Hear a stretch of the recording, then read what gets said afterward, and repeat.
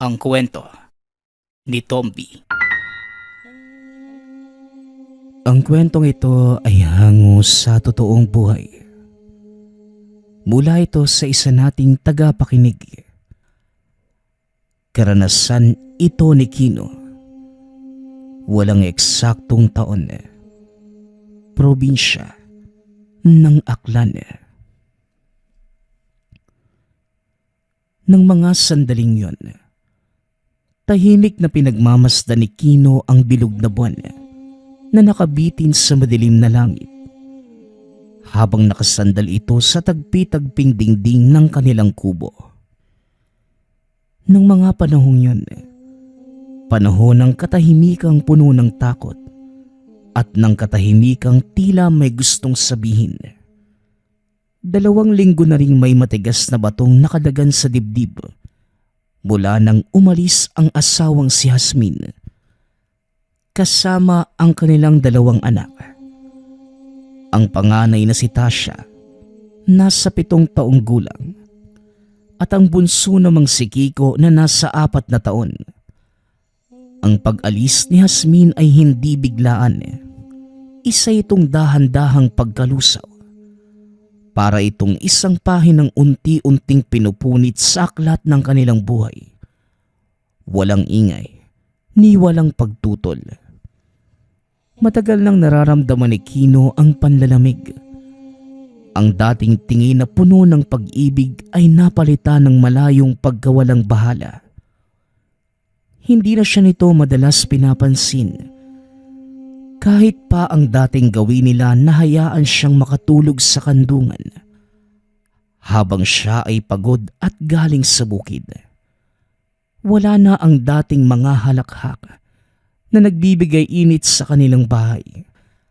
Ang tanging natitira na lamang ang tahimik na buntong hininga ni Jasmine at ang malamig at walang damdaming titig na parang tanawin sa isang lugar na hindi siya kasama.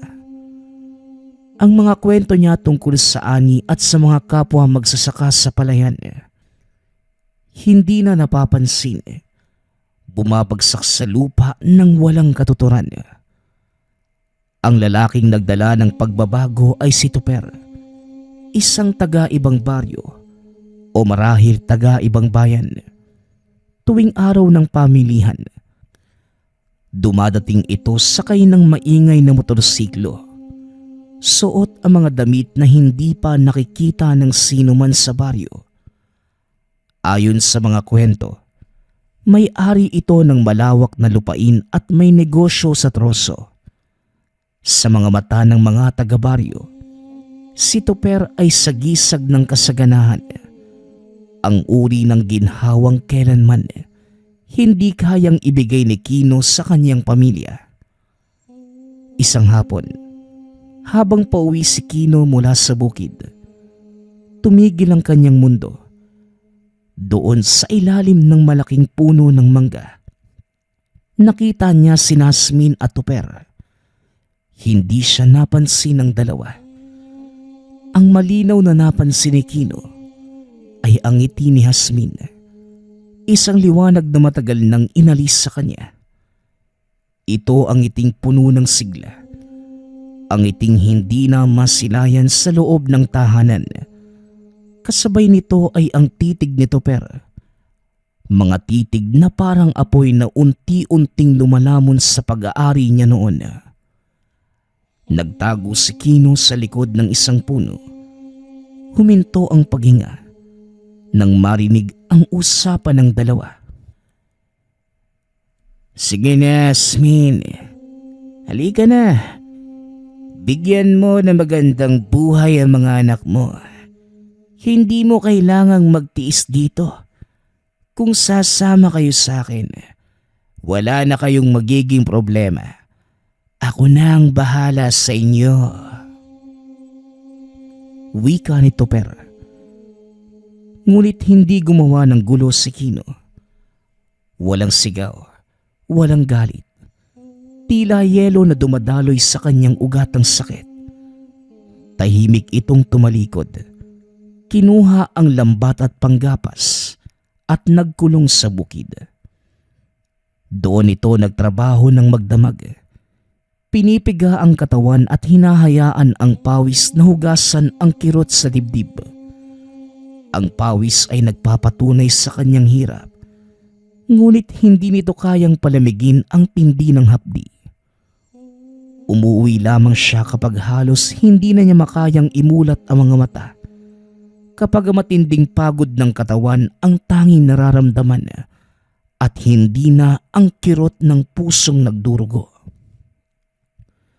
Pagkabalik sa kanilang tahanan isang gabi, tahimik ang paligid. Wala na si Jasmine. Ang mga basahan sa lababo ay tuyo na. Ang mga tsinelas ay wala sa tapat ng pinto. Ang tanging naiwan ay isang piraso ng papel na nakapatong sa ibabaw ng hapagkainan. Maikli lamang ang nakasulat. Malamig, walang pag-asa. Kino, hindi ka nagkulang. Ako ang nagkulang sa'yo. Pero hindi ko na kaya ang hirap. Palayain mo na ako.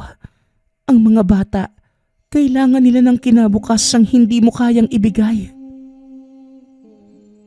Ito ang nilalaman ng sulat. Tahimik na napaupo si Kino sa may hagdanan. Ang hangin ang humahaplos sa kanya. Ngunit bawat dampi ay tila paalala ng pag-alis ng asawa, maging ng mga anak. Sa kabila ng sakit, tinanggap ni Kino ang pagkatalo. Wala na itong magagawa pa.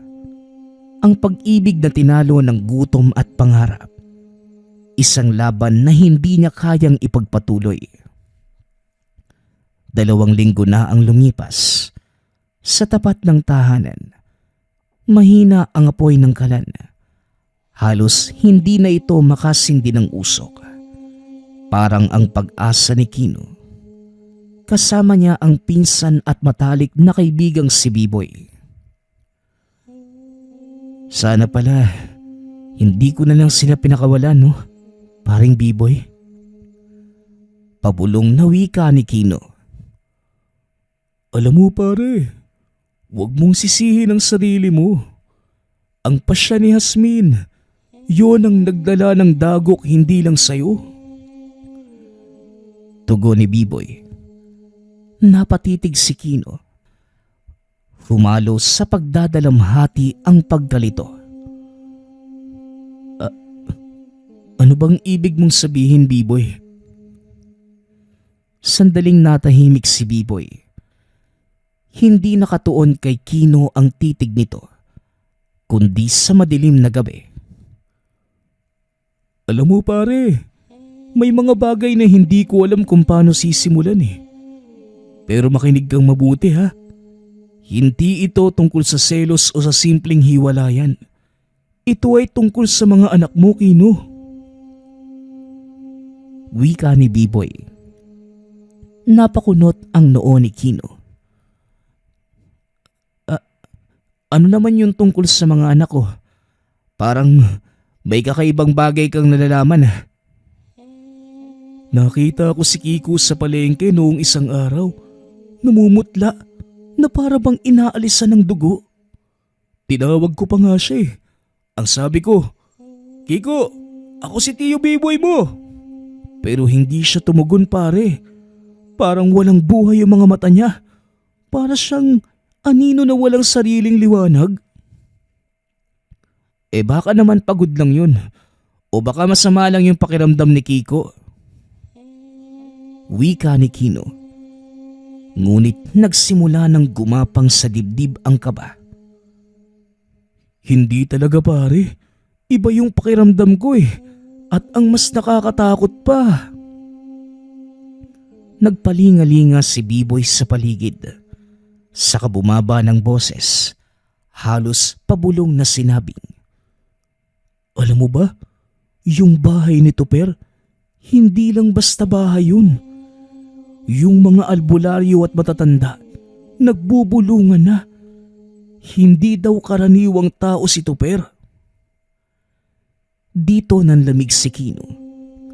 biglang napahintos sa paghinga. Teka Biboy, ano bang ibig mong sabihin?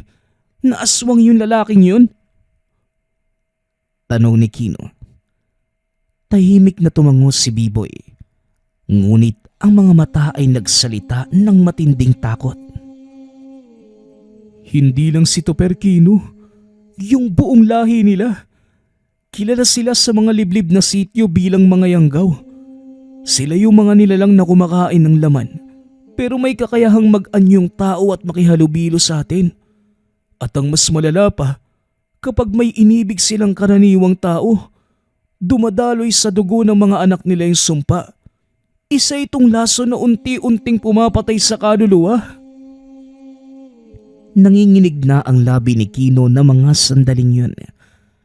Hindi na sa lungkot, kundi sa malaking pangamba. Biboy, ano bang ibig mong sabihin? Na ang mga anak ko, na baka unti-unti silang nagiging katulad niya?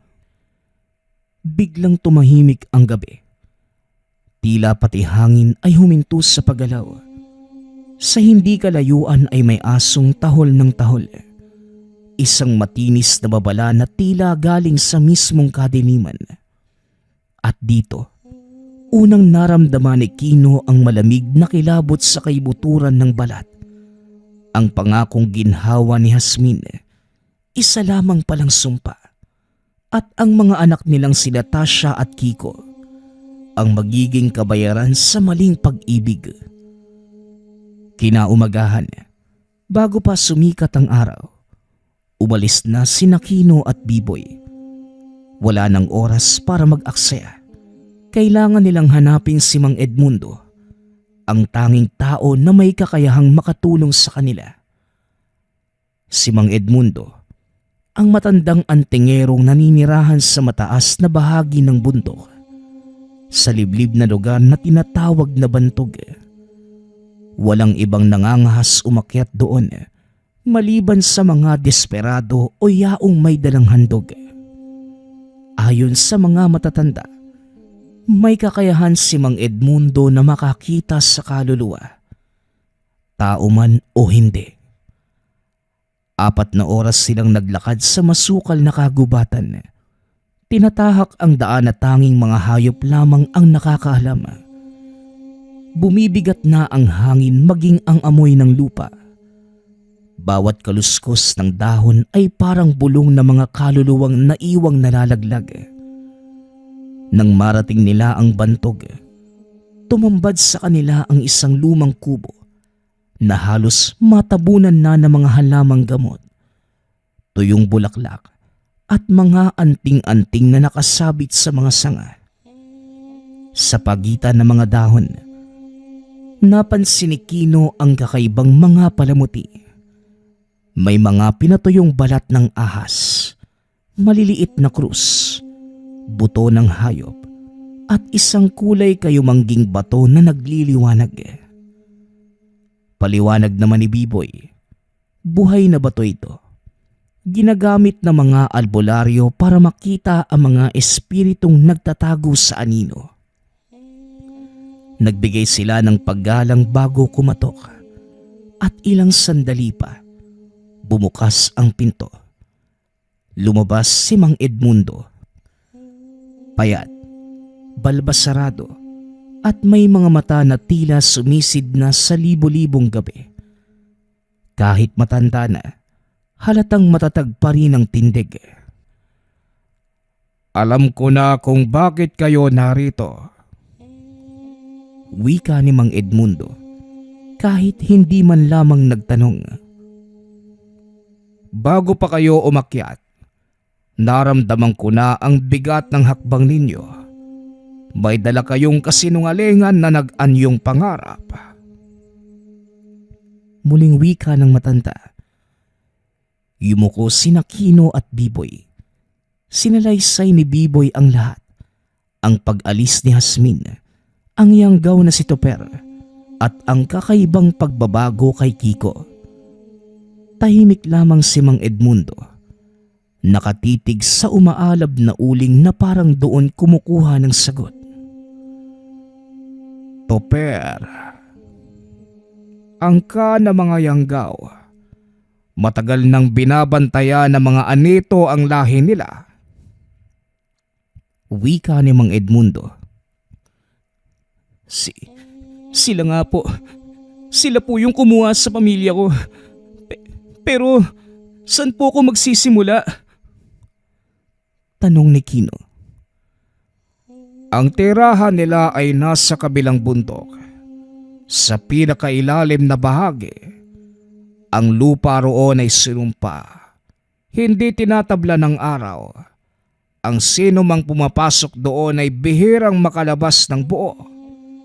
Ang mga anak mo, Kino, hindi sila dinala doon para palakihin at tratuhin ng tama. Dinala sila doon para ihanda. Ihanda? Para sa naman po, Mang Edmundo? Tayong mga tao, may dugo at kaluluwa. Pero ang mga kagaya ni Toper, pinapainom ang dugo ng iba para manatiling buhay. Kapag may minamahal silang karaniwang tao, ang mga anak nila ang nagiging tulay, ang nagiging binhi ng sumpa. Pagpapaliwanag ni Mang Edmundo, natahimik si Kino. Tila may naglagay ng yelo sa bituka. Manong, may paraan pa po ba? Kahit isa lang po sa kanila. Kahit yung bunso ko lang pong si Kiko. Diyos ko, ang babata pa ng mga anak ko. Tinitigan ito ni Mang Edmundo. May paraan, pero hindi magiging madali. Ang bahay ni Toper ay binabantayan ng mga sigbin. Mga nilalang na nagtatago sa anyo ng aso sa araw. Pero sa gabi, lumalabas para sipsipin ang dugo ng mga bata. Hindi mo sila basta-basta malalapitan. Gagawin ko po ang lahat, Mang Edmundo. Kahit anong handog, kahit anong panganib. Tulungan niyo lang po ako makuha ulit yung mga anak ko. Muling wika ni Kino. Matagal na nag-isip ang matanda. Kinuha nito ang isang piraso ng pinatuyong ugat at tinapon sa apoy.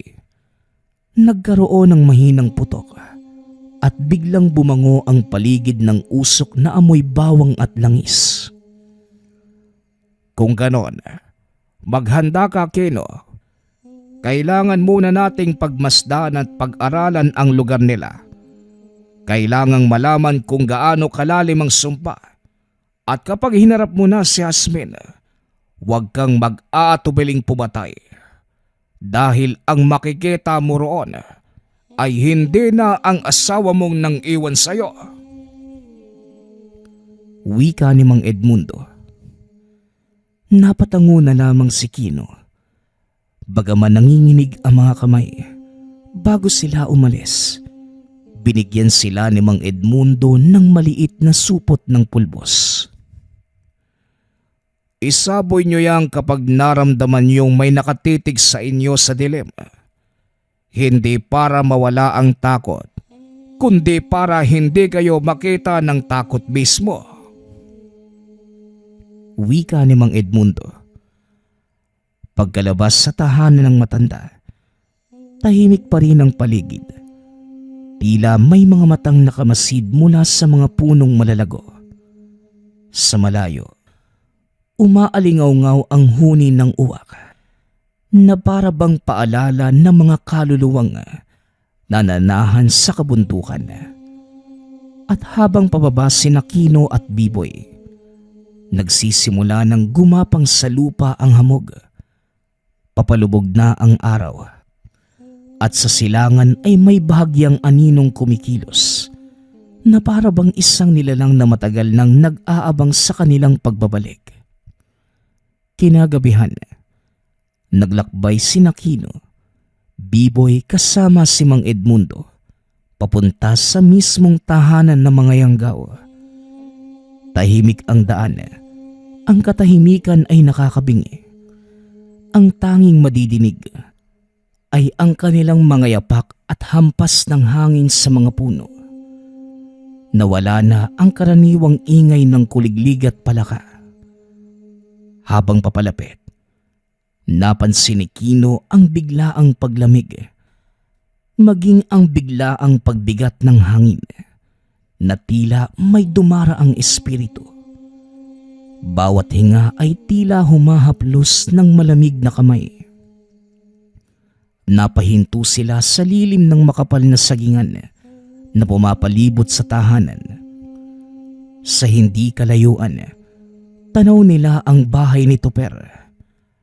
Malaki, luma at parang sinipsip ng dilim. Walang ilaw.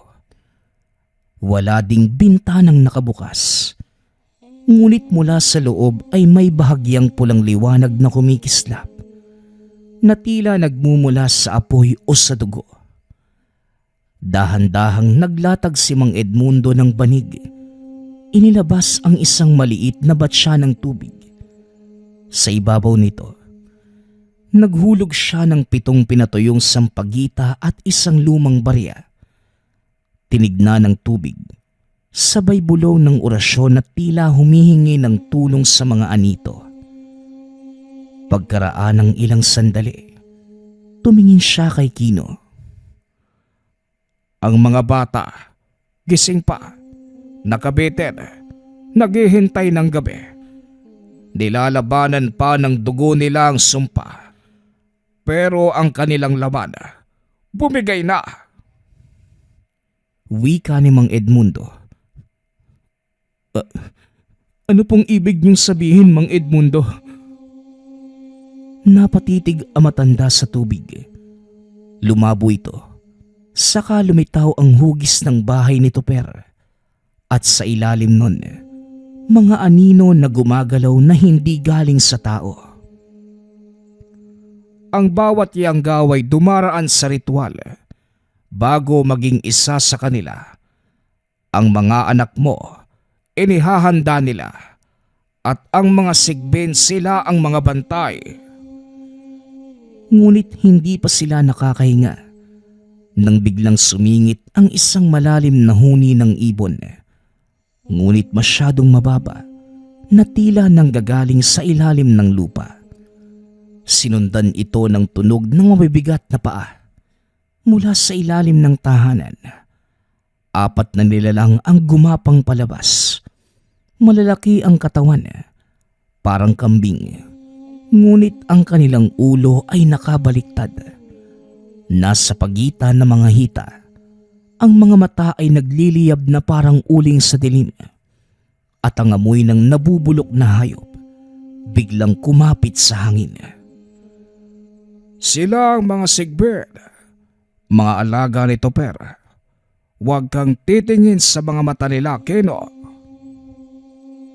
Wika ni Mang Edmundo. Tahimik silang nanatili sa likod ng mga puno. Pagkaraan ng ilang sandali, bumukas ang pinto ng tahanan. Lumabas si Tupper. Hubad ang pangitaas. Pasan ang isang sako na may tumutulong itim na likido. Ang bawat hakbang ay parang nagpapabigat sa lupa. Sumunod sa kanya ang mga sigbin na para bang aso na tapat sa kanilang amo. Tahimik nilang pinanonood si Tupper habang papasok ito sa gubat. Ngunit hindi si Tupper ang nagpatindig ng balahibo kay Kino. Sa itaas, mula sa bintana ng tahanan, sumilip ang isang bata. Si Tasha. Walang buhay ang mga mata. Maputla ang balat. At sa ilalim ng liwanag ng buwan, may mapulang aninag na tila nagmumula sa loob ng katawan ni Tasha. Pare, tignan mo si Tasha, oh. Hindi ko na siya makilala. Parang hindi na siya yung panganay ko. Wika ni Kino. Ang tinig nito ay puno na matinding kalungkutan at panginginig. Alam ko, pare, pero hindi pa huli ang lahat. Nasa loob pa rin ng katawan yung kaluluwa nila. Hindi pa sila tuluyang nawawala. Tugon ni Biboy. Pilit na pinatatatag ang tinig para sa kaibigan. At bago magbukang liwayway, tahimik silang lumisan. Walang nagsalita. Alam nilang ang pagbalik nila ay hindi na para manood, kundi para harapin ang sumpa at bawiin ang buhay. Sa likod nila, mula sa tirahan ng mga yanggaw, may nadinig sila na munting tawa ng bata. Mabagal, paulit-ulit, at lumalalim ang boses habang lumalayo sila. Parang tawa na hindi na inosente. Matapos ang kanilang nakakagimbal na paglingon sa tahanan ng mga yanggaw, hindi na nagkahiwa-hiwalay si Aquino, Biboy at Mang Edmundo. Ang pulang aninag sa mga mata ni Tasha at ang mga sigbin sa ilalim ng bahay nagdulot na matinding pagmamadali. Wala nang panahon para mag-atubili. Nagtipon sila sa maliit na kubo ni Mang Edmundo. Tahimik ang paligid. Napapaligiran ng mga halamang gamot at tuyong bulaklak na nagsisilbing pananggalang laban sa mga matang sumusubaybay. Habang gumuguhit si Mang Edmundo ng diagram sa lupa gamit ang tuyong sanga, malinaw ang kanyang sinabing plano. Isang mabilisang paglusob. Hindi sila handa para sa matagalang labanan. Sandata nila ang pananalig at ang mga anting-anting na matanda. Marami ang bantay sa tirahan ng mga yanggaw. Ang mga sigbin na nag-aabang sa ilalim at ang buong angka nito na nagtatago sa loob. Walang madaling daanan. Kailangan natin ang patibong. Wika ni Mang Edmundo habang ginuguhit ang mga linya sa lupa. Ako na ho yung gagawa ng patibong. Dadalhin ko yung buhay na bato. Kahit hindi ako biyasa, alam kong takot yung mga nilalang na yun sa liwanag na dala ng agimat na ito, kahit na panandalian lang. Alok ni Biboy. Handa itong magsakripisyo para sa pinsan. Ngunit umiling si Mang Edmundo at sinabing, Hindi, Biboy. Kailangan ko ang batong yan. Ako ang magpapasimula ng orasyon. Ako ang mang-aakit sa mga nilalang palabas sa harapan ng bahay. Kapag nagsimula na ang orasyon, mapipilitan silang umalis sa loob at harapin ako. Wika ni Mang Edmundo. Napatingin ito kay Kino at Biboy. Kita sa mata nito na buo na ang desisyon. Kayo ang susugod mula sa likuran. Kino, alam mo ang loob ng bahay. Huwag kang papayag na mahuli ng kanilang mga lambat o mahawakan ng kahit na sino man. Maging alerto ka lang. Wika ni Mang Edmundo. Napuno ng pag-aalala ang tinig ni Kino.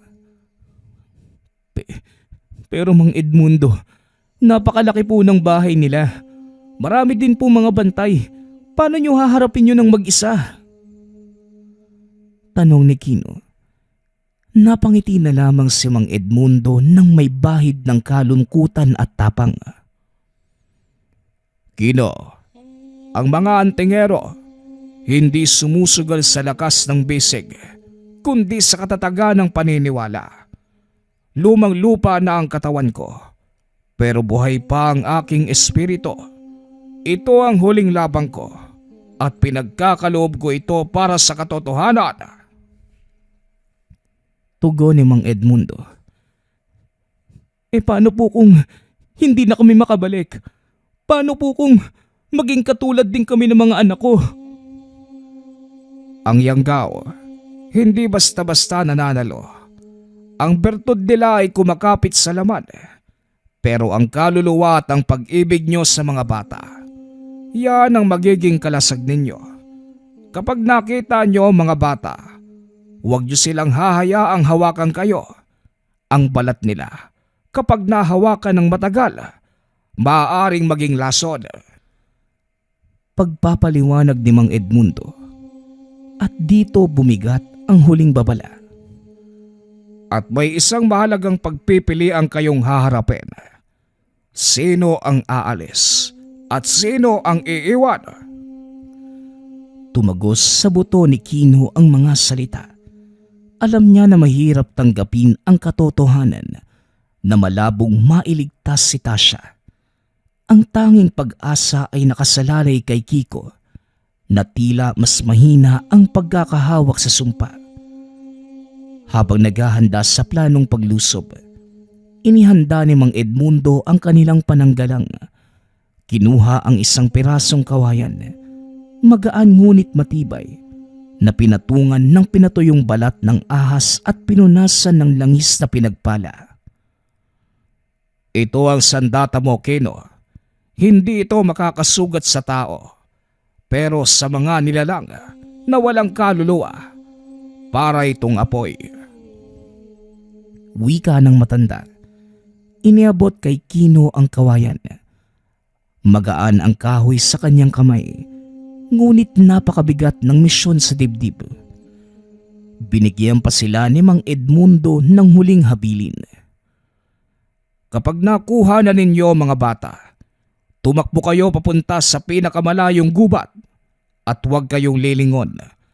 Ang orasyon ko ay tatagal lamang ng 1 oras. Pagkatapos noon, magigising na ang lahat. Wika ni Mang Edmundo. Tahimik na napatango sina Kino at Biboy. Alam nilang buo na ang panganib. Hindi lamang ito pakikipaglaban sa mga nilalang, sa tirahan ng mga yanggaw, kundi isang pagsubok na susubok ng katatagan ng kanilang paniniwala at pag-ibig. Pagsapit ng 10:00 ng gabi, muling naglakbay sina Kino, Biboy at Mang Edmundo papunta sa sagingang nakapalibot sa bahay ni Toper. At nang gabing yun, hindi katulad ng nauna. Mas malamig ang hangin ngunit mabigat, na para bang may halong pighating matagal nang nananatili sa lupa. Ang karaniwang huni ng kuliglig ay napalitan ng nakakabinging katahimikan, at ang mga ilaw ng alitaptap naglaho na parang tinangay ng dilim. Sa buong paligid, may kakaibang amoy na nagmumula sa lupa. Amoy na tila pinaghalong dugo, dumi at lumang karne. Nagkatinginan silang tatlo. Batid nila na may mga matang nakamasid sa kanila kahit wala silang nakikita. Tahimik silang nagiwahiwalay. Si Mang Edmundo ay nagtago sa likod na malaking puno ng balete sa tapat ng bahay. Sa lilim ng mga ugat, nagsimula itong maghanda ng mga gamit. Ang basyong botelya ng langis, ilang dahon ng alibutong, at ang mahiwagang agimat. Samantala, sina Kino at Biboy naman gumapang papunta sa likuran ng bahay. Dahan-dahan, halos hindi na humihinga. Dito nila nakita ang maliit na siwang sa sahig. Ang parehong siwang na dinaanan ni Toper noong nagdaang gabi. Dito tayo pare. Siguraduhin mong may suot kang tsinelas ha. Ang sabi ni Mang Edmundo, ang mga sigbi nag-iiwan ng laway sa lupa. Nakakahilo yun kapag nadikit. Wika ni Kino. Tahimik lang si Biboy. Nanginginig ang mga kamay. Ngunit ang mga mata ay nanatiling matalim. Puno ng takot ngunit determinadong matapos ang lahat. Sa harapan ng bahay, nagsimula na si Mang Edmundo sa kanyang ritual. Dahan-dahang kinuha na matanda ang dalang anting-anting. Itinaas ito sa ilalim ng malamlam na liwanag ng buwan. Biglang nagliyabang bato. Naglabas ng maputlang pilak na nagliliwanag na tumatama sa mga dahon. Kasabay nito, nagsimulang mag-usal si Mang Edmundo ng isang orasyon sa lumang wika na tila gumagapang sa hangin at lupa. Sa ngalan ng liwanag at banal na kalasag, pigilan ang laman, biguin ang mga sumpa. Lumantad kayo sa aking harapan, mga hayop na walang kaligtasan, mga bantay ng dilim, magsihinto kayo. Sa bawat salitang binibigkas niya, parang nagigising ang lupa. Umunos ang hangin at ang bahay ni Tuper umuga na para bang may mga kaluluwang nakakulong sa ilalim nito. Ilang sandali pa, narinig nila ang malalim na ungol at dumadagundong na mga paa. Mula sa ilalim ng bahay, lumabas ang 4 na sigbin. Malalaking nilalang na parang pinaghalo na kambing at aso. May mahahabang katawan at mga ulong nakabaliktad. Ang kanilang mga mata ay nagliliyab na para bang nagbabantang apoy. Nandiyan na sila. Ang mga alaga ni Tuper. Huwag mo silang titignan, Kino. Baka mahila nila ang isipan mo. Wika ni Biboy. Nagsisigaw ang mga sigbin. Nagtatakip ng ulo sa liwanag ng bato. Samantala, mula naman sa loob ng bahay, nadinig nila ang mga sigawan, mga yapak na nagmamadaling naglalakad. Palatandaan na nalilito at nabalisa ang mga nilalang sa loob. Ngayon na, Kino. Bilisan mo! Mabilis na gumapang papasok sa siwang sina Kino at Biboy. Sa loob, sinalubong sila na matinding amoy ng asido at bulok na karne. Basa ang sahig, madulas na tila diniliga ng dugo at langis. Habang tumatagal, napansin ni Kino na ang kisame ay hindi gawa sa karaniwang kahoy, kundi sa rehas, parang kulungan. Sa paligid nakasabit ang mga balat ng tao at hayop na tuyo, nagsisilbing kurtina ng bangungot. Anak ng... Ano bang lugar to?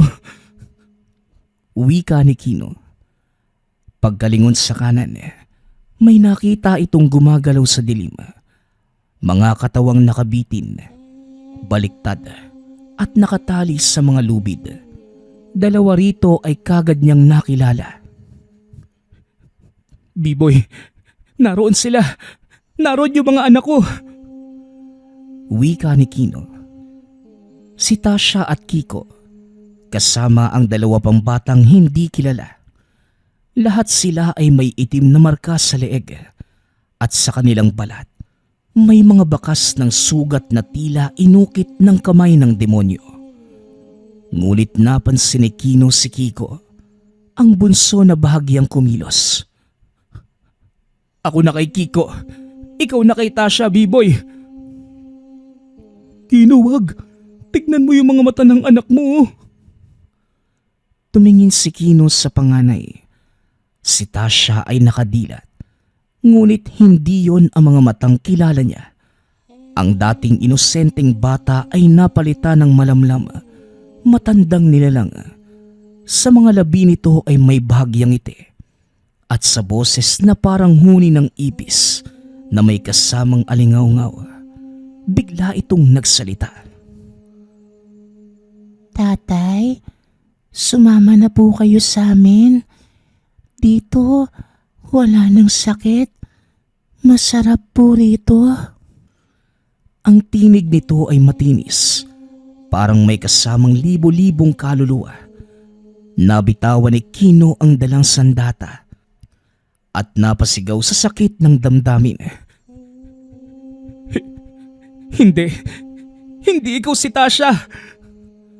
Ngunit huli na. Nagsimulang gumalaw ang katawan ni Tasha. Parang manika na ginagalaw ng hindi nakikitang kamay. Huli na, Biboy. Si Kiko na lang. Nasa kalagitnaan si Kino ng pagputol ng lubid. Nang biglang may malakas na kalabog mula sa itaas. Parang bumigay ang kisame at mula roon, isang katawan ng bumagsak. Nagkalat ang alikabok at mga piraso ng kahoy. Hasmin? Sigaw ni Biboy na napaatras sa gulat. Ngunit hindi si Hasmin ang bumagsak. Hindi na ito ang babaeng nakilala ni Kino. Ang nilalang na nasa sahig, isang kahindik-hindik na anyo ng dating asawa ni Kino. Nanunuyot na ang mga balat na parang punong kahoy.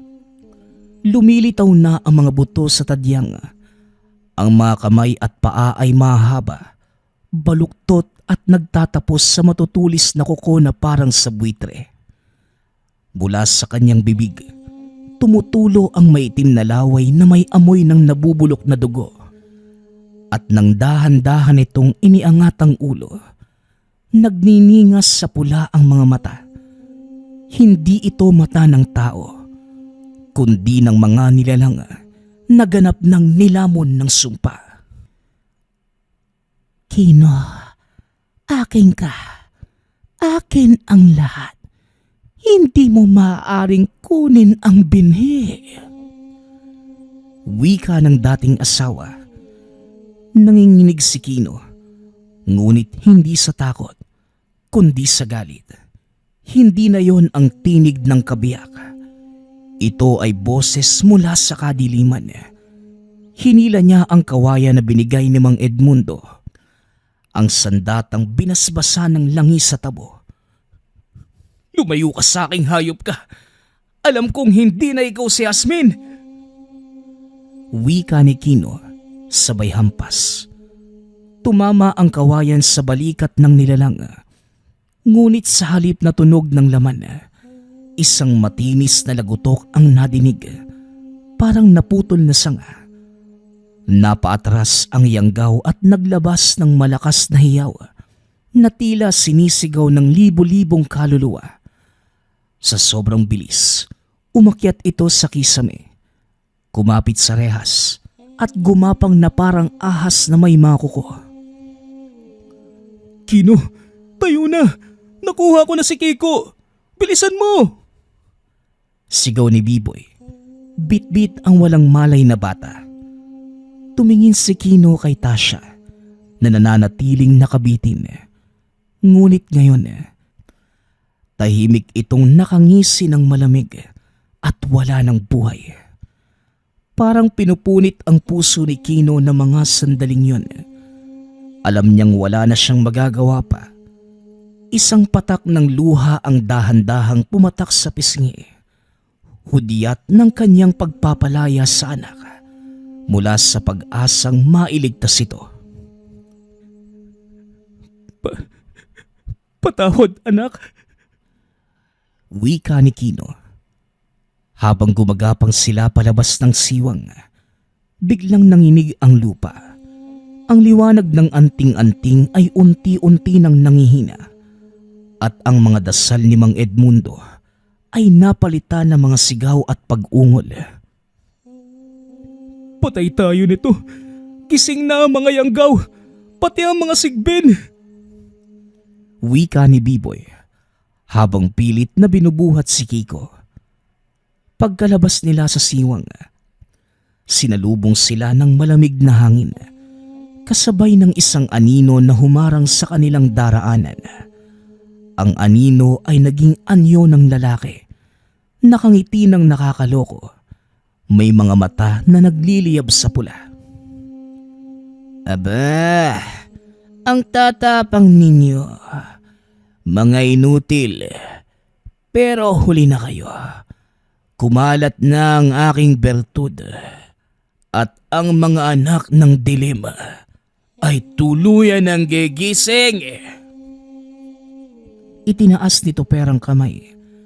Mula sa likod ng bahay ay naglabasan ang mga sigbin. Umiiyak sa galit. Nag-uunahan pang makalapit. Kino, tumakbo ka na. Ako nang bahala rito. Wika ni Biboy, sabay saksak ng itak kay Tuper. Tumigil si Kino. Sandaling nag-alinlangan. Ngunit nakita niya ang desperasyon at pagmamahal sa mukha ng kaibigan. Alam niya na kung hindi siya susunod, parehas lamang silang mamamatay. B-Boy, patawarin mo ako. Huwag mo kong alalahanin, Kino. Bilisan mo na. Dalhin mo si Kiko. Yun lang yung mahalaga. Wika ni B-Boy. Mabilis na tumakbo si Kino. Bit-bit si Kiko. Habang sa likod ay nadidinig ang mga sigaw at kalansing ng mga kuko. At ang huling laban ni B-Boy. Patuloy lamang sa pagtakas si Kino. Hindi na siya lumingon. Tumakbo si Kino nang walang direksyon hanggang sa marating ang pinakamadilim na bahagi ng kagubatan. Doon siya huminto, hingal na hingal, sa ilalim ng isang malaking punong kahoy. Inihiga niya si Kiko sa ugat nito. Tinabunan ng mga dahon ang anak para magsilbing proteksyon sa lamig ng paligid. Kiko, anak, ligtas na tayo. Bulong ni Kino. Pilit pinapakalma ang sarili kahit nanginginig pa rin ang boses. Napuno ang paligid ng mabigat na katahimikan. Ang mga huni sa gubat ay hindi na bumalik. Makalipas ang ilang oras, habang pumuputok ang liwanag ng umaga, may nadinig itong mga yapak. Mabagal, parang tulad ng isang pilay. Lumitaw si Mang Edmundo. Sugatan. Sira ang damit at may bakas ng dugo sa noo. Mang Edmundo, salamat at ligtas po kayo. Si B-Boy. Umiling lamang ang matanda. Namumugto ang mga mata. Patawad, Kino, pero nahuli na ako. Natahimik si Kino. Ang huling pag-asa ay nawala na. Nilingon niya si Kiko na ngayon ay unti-unti nang nagigising. Pinilit pa rin niyang ngumiti. Anak, ayos ka lang ba? Huwag kang mag-alala. Nandito lang si tatay. Tatay, gutom na po ako. Ang sakit po ng dibdib ko. Tugon ni Kiko. Ngunit bago pa niya mahawakan ang anak, hinila siya ni Mang Edmundo. Wag, Kino. Huwag mo siyang hahawakan. Tignan mo ang balat niya. Nakita nila ang balat ni Kiko. May mga maitim na ugat na gumagapang mula sa dibdib, paakyat sa leeg. Ang mga mata nito ay nagiging mapusyaw na dilaw. Mang Edmundo, may lunas pa po ba ito?